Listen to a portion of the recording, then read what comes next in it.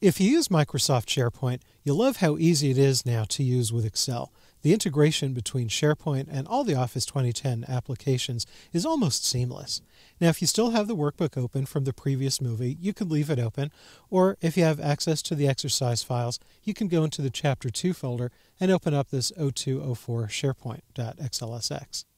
So let's go into Backstage View. Click the File tab here, and go down here to Save and Send, and then go over here, Save to SharePoint. If you have your SharePoint portal already configured, it's going to be up here. So all we have to do now is Save As. Now you see when I go to Save As, it's going into this inventory folder. Let me go back to the browser for a second. Here in our portal in our Two Trees Olive Oil Company, I've already created a document store called Inventory. So I'm going to click that. So you see this is empty. So this is what we're looking at here in Excel. So I'm going to keep the same name. I'll click Save. And there it is. It saves it, and it brings us back into the web browser with the file open. So you can see here, you can select cells, you can scroll, you can look at things, but there's no editing that you can do. Not yet, anyway.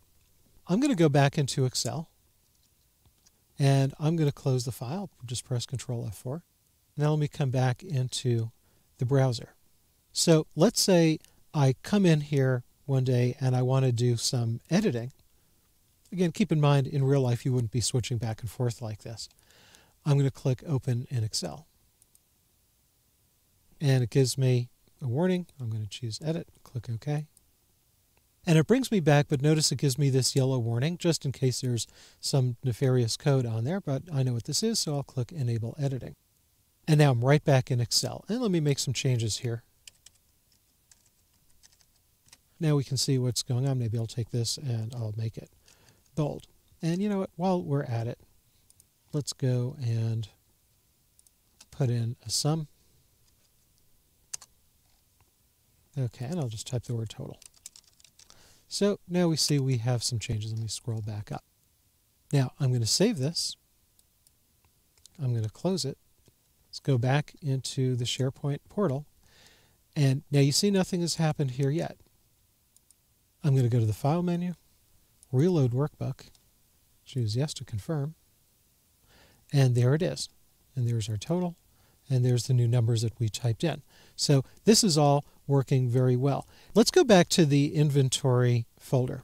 So I'll just click that Inventory folder. And now here we see the file is there as we saved it, and you notice this little new marker, so that's how you know the thing is new. When you roll over it, if you click it, that's another way to open it up. Let's go back here to the Inventory folder. I want to show you a couple of things.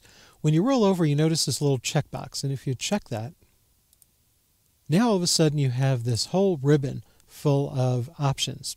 Now this is not complete SharePoint training, but just want to show you a couple of things. If I wanted to delete the document, I could do it there. I'm not ready to do that just yet. One really nice feature that SharePoint and Excel share now is that Excel recognizes SharePoint's check-in and check-out feature. And what that's all about is, if I'm going to edit this file, I want to make sure that no one else is editing it simultaneously, because then there's a conflict of which is the right version. So when I have this selected, I'm going to click Checkout. You see there's this little icon there. When checking it out, it doesn't mean that I've actually opened the document or retrieved the document. It simply means it's locked so that nobody else can edit it while I'm editing it. So I'm going to go back to Excel. I'm going to reopen it. This time I'm going to go back to the File tab, and in my recent file list, there is the file, and you can see the path there is the portal. So I'm going to open it up, and this time maybe I'll make all these items bold. And so it's just an obvious difference. I have to close this in order to edit it back in SharePoint. So I'm going to save it. Now when I close it, notice the message. It tells me that I need to check it in order for someone else to be able to check it out. So I'm going to choose yes, that I'm checking it in. And I could enter some comments like changed some formatting and click OK. I'll go back to the portal and I'm going to refresh. Just hit the F5 to refresh. And now you notice that the checkout symbol is no longer there. So someone else can come in and edit the file.